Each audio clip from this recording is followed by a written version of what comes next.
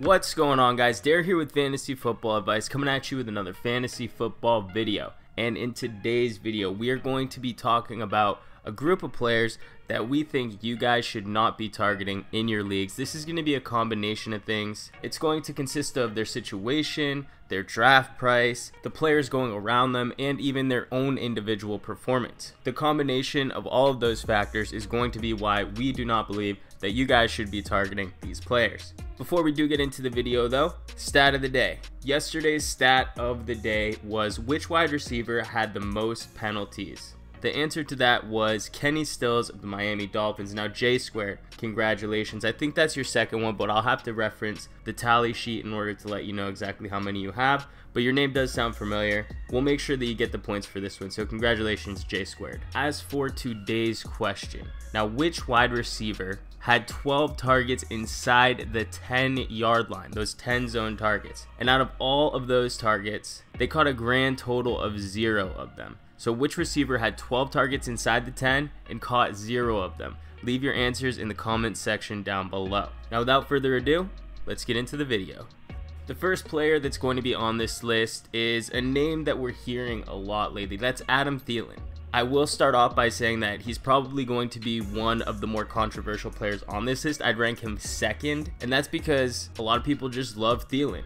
He helped a lot of people win championships. He was virtually free last year, and he really did not disappoint. He had a stretch where he could have played better, but based on where players got him, he was kind of like the saving grace or the Alvin Kamara of the wide receivers. Now, I do have to preface this whole video by saying just because we don't want to target these players does not mean that we are avoiding these players. Avoiding a player is completely different. If their draft price falls, there is going to be a spot that we would take them. So don't think that we don't like Thielen. We know he's going to be a fantasy asset in 2018.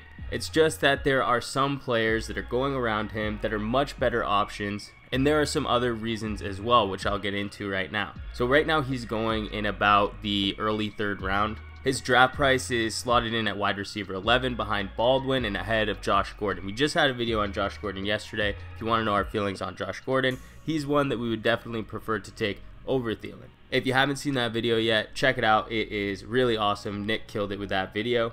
But regardless, back to Adam Thielen. One of the major factors that we have in not liking Thielen is A, of course, the price, but B, Stephon Diggs we have a lot of faith in to really take over this receiving game this year. While Thielen did have an incredible year by most statistical metrics, he was still being outpaced by Diggs in many of the major categories.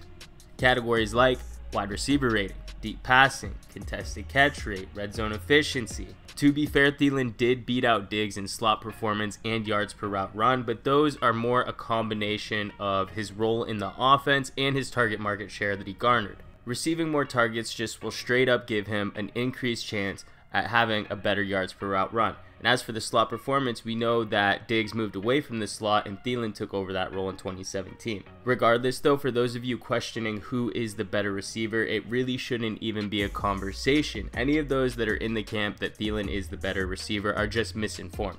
I will, however, say that the slot position itself on this offense, or at least while it was under Pat Shurmur, is a really valuable position.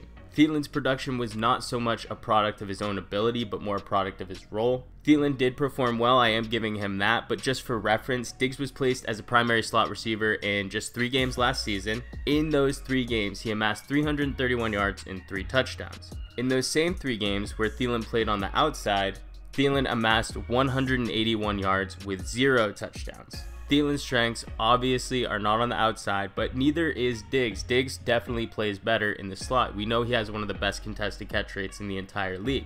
331 yards and 3 touchdowns in 3 games is an amazing stat line to produce. And if Diggs were to have the slot role in 2018, he would for sure be in for a monster year, but that's just not the reality we live in. It does, however, tell you exactly how valuable this slot position is on this offense, or at least it was. Now, although Thielen is going to likely retain his slot role, one thing you have to realize is just how much Cousins spreads around the ball. 135 targets. That's how many targets Adam Thielen received last season, which was good for 9th in the league, ahead of AJ Green and Mike Evans, 2 bona fide wide receiver ones. Those 135 targets it's a number that's going to come down. Like I said, Cousins spreads the ball around. The leading receiver in a Kirk Cousins-led offense has maxed out at 110 targets and has dipped as low as 96 in the past 3 seasons. Ball distribution is going to be a factor that could very well hurt Thielen. Even if we slot him out at Cousins' 3-year high of 110 targets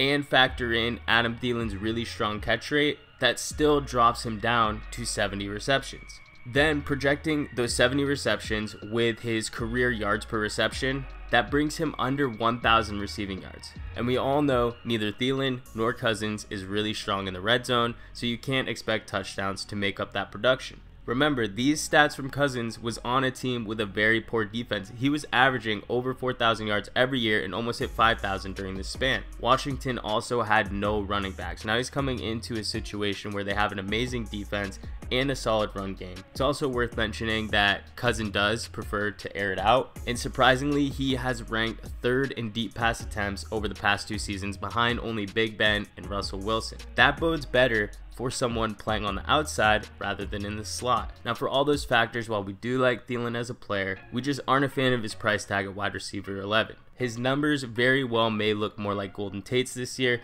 and he's being drafted as a back-end wide receiver 1 in the draft, and that's why we can't recommend that you target Adam Thielen.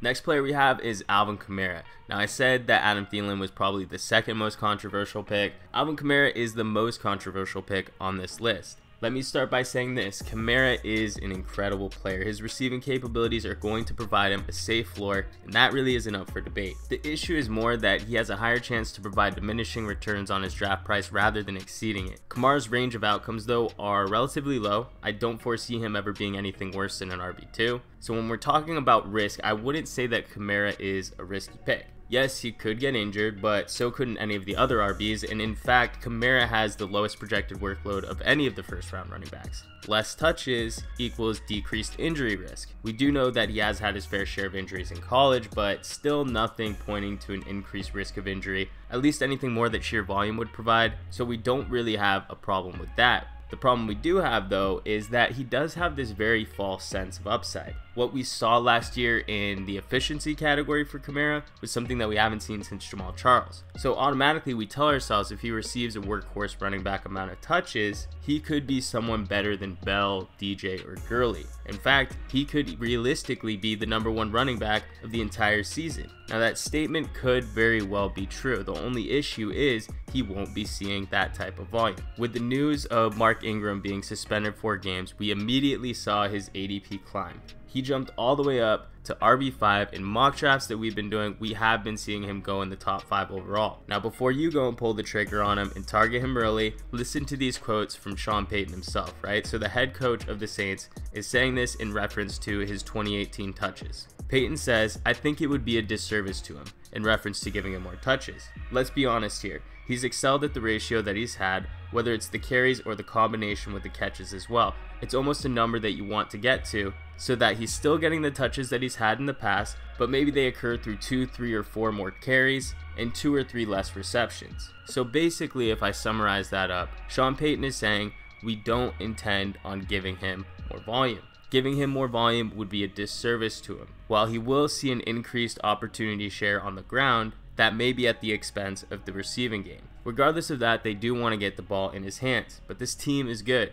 As much as Kamara is a special player, they really don't need him in order to win these games. They have weapons on both sides of the field and have one of the greatest passers in NFL history. And also, Ingram is set to be a free agent. Everyone is forgetting that as a factor. It's a common trend in the NFL to run running backs into the ground before they hit free agency. Mark Ingram getting a ton of touches is a realistic scenario, especially considering how well he played last year and how much the team hates him in general. It would just be the icing on the cake for this coaching staff, who has been vocal about their displeasure for Mark Ingram throughout his career there, to just run him into the ground and let him go battered and bruised into free agency. We still have Kamara ranked among the fantasy elite at the position, but based on the amount of people that are targeting him, who are banking on ability over opportunity, we're probably not going to have him on any of our teams. It's just a combination that we don't like.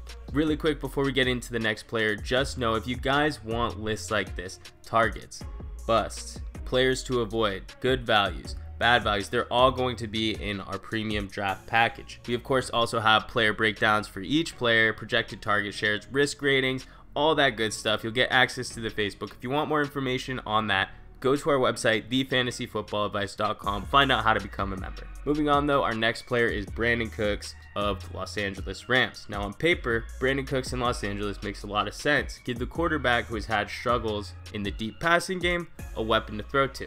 While this move is probably going to help Goff develop, at least in the deep passing game, we do see regression for this offense as a whole, which is why Goff himself is not one of our targets. But this isn't about Goff, this is about Brandon Cooks. I think this move really hurts him, and he is in the worst position of his entire career, at least up to this point. Remember how I mentioned earlier that Kirk Cousins spreads around the ball? Well, Sean McVay, during that span, was the offensive coordinator of the Washington Redskins. He was calling the plays during the seasons where Cousins was averaging just over 100 targets to the leading receiver on that team. It's a trend that looks to have made its way over to Los Angeles. Cooper Kupp led that team last season with 90 targets. That's not a large amount. Now, there were some injuries among that wide receiver core, but we saw him spread the ball around a lot, and now they just added another weapon and didn't remove anyone of significance. They removed Sammy Watkins, but he really wasn't that much involved, excluding the red zone.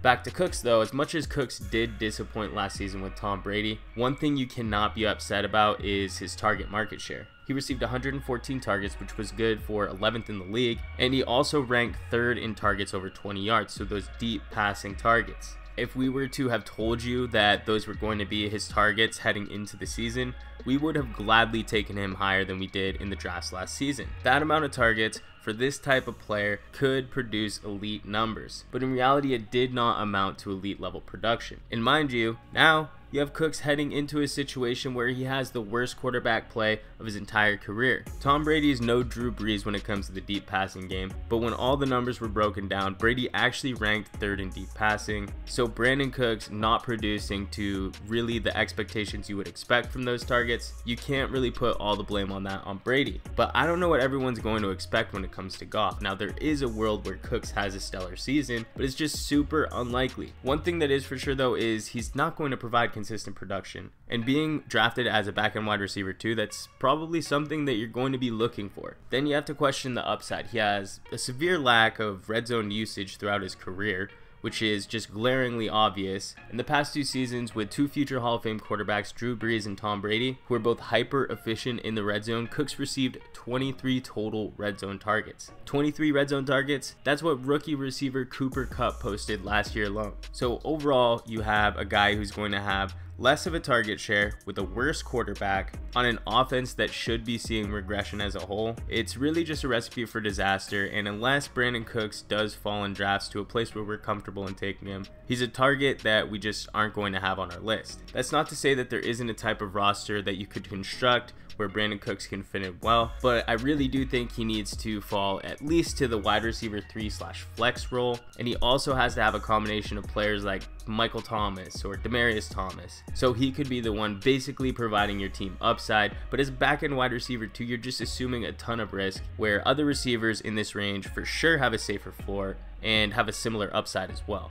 Moving on, we have LeSean McCoy of the Buffalo Bills. Now, not too much is needed to be said about McCoy, but before I go and bash him, I do want to say that he has been proven to be one of the most consistent fantasy backs of the past 10 years, so we do have to give him some credit. He's basically been an RB1 throughout his entire career. He's elusive, he's quick, he has some of the best lateral movement in the entire league, and on top of that, LeSean McCoy, as an Eagles fan, has actually been one of my favorite players for years. But with all that being said, I could really see this being the season that it really starts to fall off, and I don't even think that it's age that's going to make that happen. He has had a ton of touches, but I don't think he's lost his step, if I'm being completely honest. The real deterrent is the situation that he's in. This offensive line is in complete shambles, and now they're trying to develop the most inaccurate QB in the draft. There's also AJ McCarron, but I wouldn't be surprised to see Josh Allen just kind of thrown in there, and I really think it's wasting McCoy's last good years. Obviously, people allude to his receiving ability, something that's going to provide him a floor, trying to make excuses for him to why he can still perform. And while his receiving abilities do help him,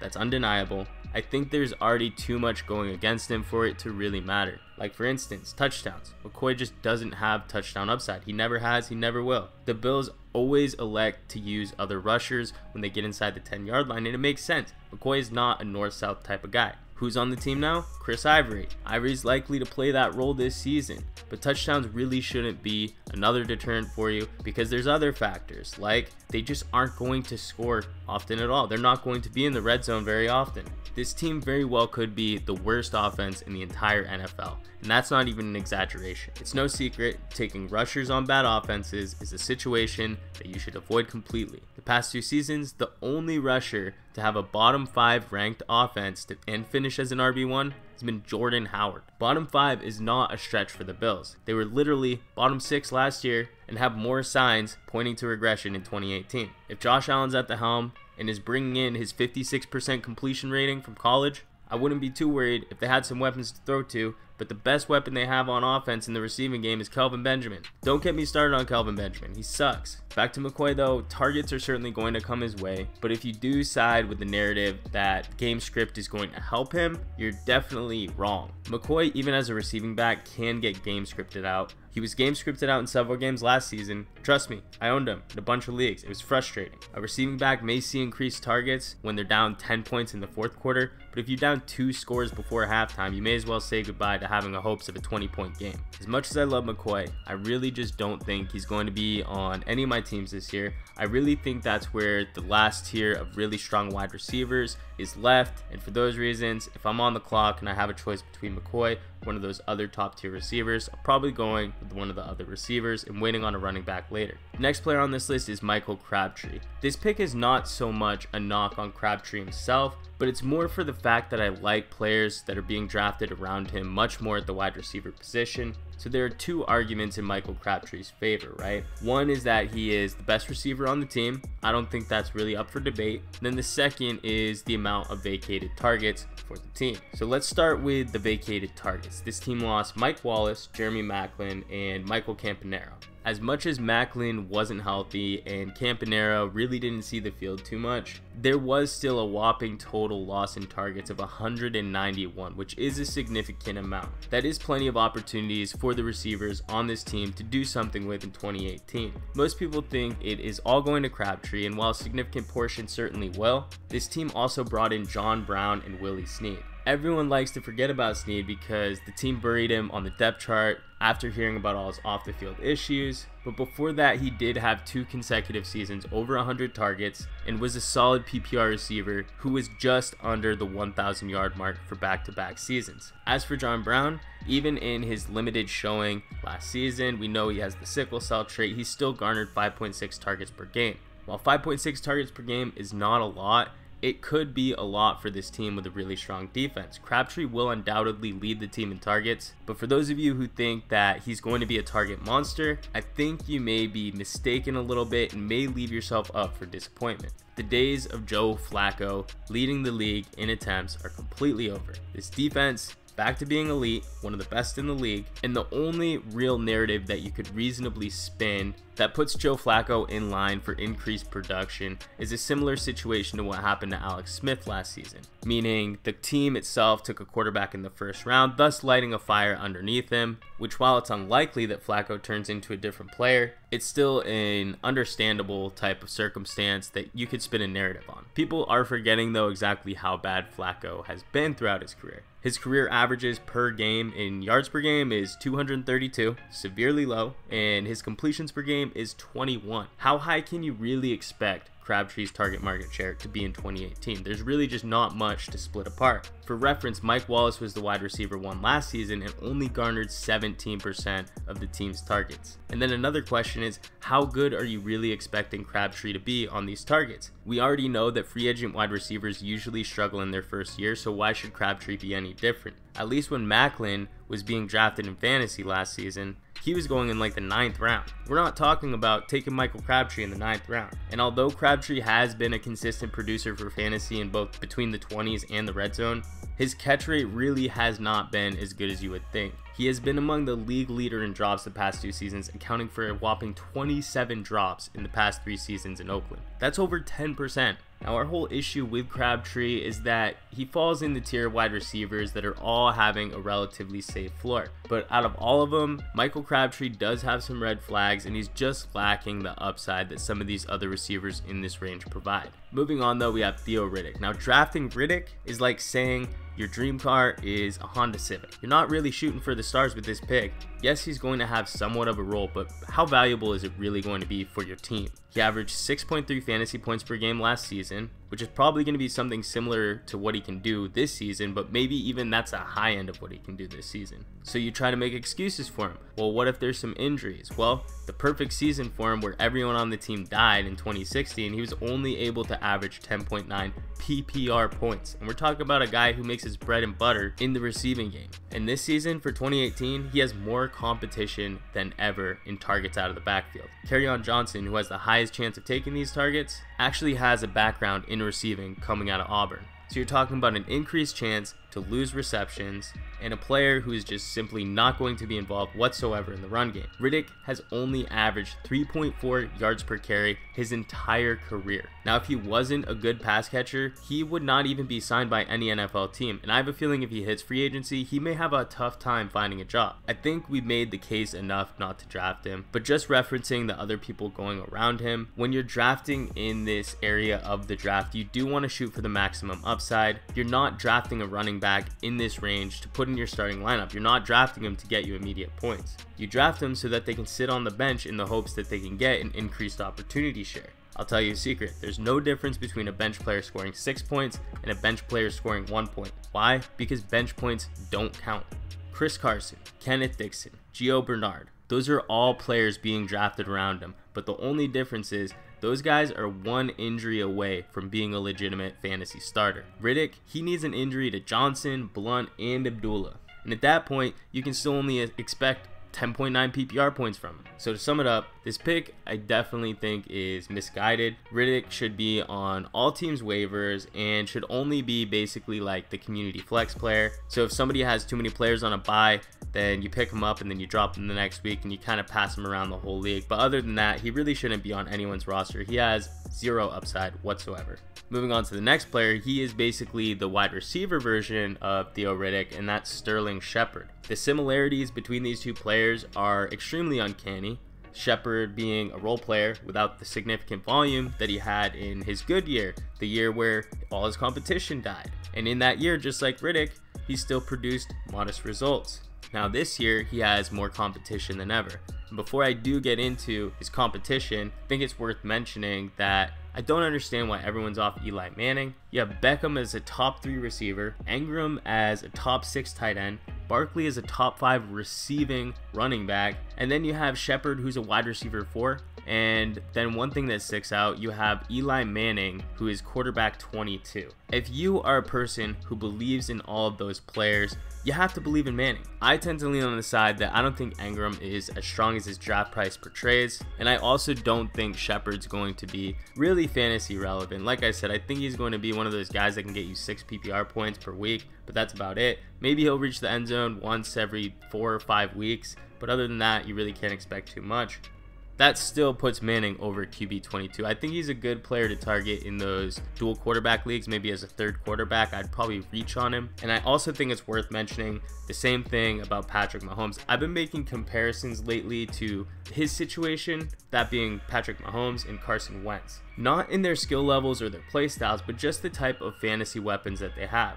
When you compare it position by position, you have both wide receiver ones is Tyreek Hill versus Alshon Jeffrey. Hill is a mid-3rd round pick, while Jeffrey is the last pick in the 4th, so you got to give the edge to Hill. For tight ends, you have Travis Kelce and Zach Ertz, who are pretty negligible in their draft price and expected volume and production, but you still do have Kelce outpacing Ertz. And then lastly, you look at the wide receiver 2s, you have Watkins versus Aguilar. I don't think I need to tell you guys, Watkins is a 6th round pick. Aguilar's like an 11th round pick. And don't get me wrong, I'm not here to say that Wentz is a bad pick. I'm just saying you have to look at these things and ask yourself why they don't really add up. Now, Mahomes significantly does have a tough schedule, but some of these players are either going to be overdrafted or Patrick Mahomes is going to be undervalued. And I think in this case, Patrick Mahomes is a little undervalued. But like I said, back to New York, I think both Evan Engram and Shepard are being overvalued. Engram still being a reasonable pick because the position is very thin. His measurables are legitimately off the charts, so we always at Fantasy Football Advice like to back these gifted athletes, and Engram undoubtedly is a severely gifted athlete. If he can improve on his efficiency numbers in the receiving game, he can return value.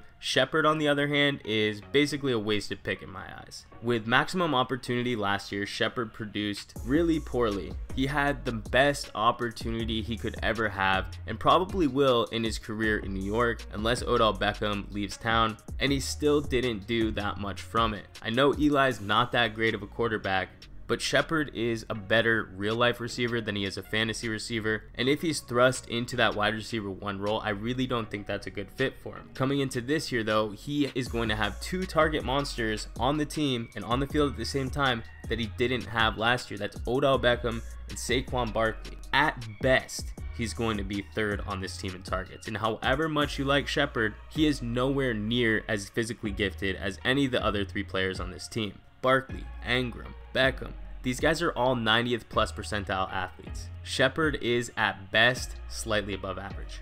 So factoring all that in, there is no world where he reaches top 20. And remember what I said with Riddick, in this range, we just want to shoot for guys that have a clear path to being a top 20 player. That's just not Shepard this year. And if given the opportunity, I'd likely be targeting a different receiver in this range. Now, the last player on this list is Latavius Murray. Now, everyone wants a piece of this Vikings offense, and I can't blame you. It's going to be really good this year. Grabbing Latavius Murray, though, at the late portion of the draft is not going to be your way to get in on this offense. A common misconception is that Latavius Murray could have standalone value like he did last year. He will get touches, we know that much for sure, but his value while Cook is healthy is going to be extremely minimal. Yes, he may vulture some touchdowns away, but you can't expect him to have some sort of featured role in the end zone similar to what he had with McKinnon, where McKinnon was the between the 20s guy and Latavius Murray would come to kind of plow it into the end zone. You want your best players on the field, the ones who give you the best chance to score.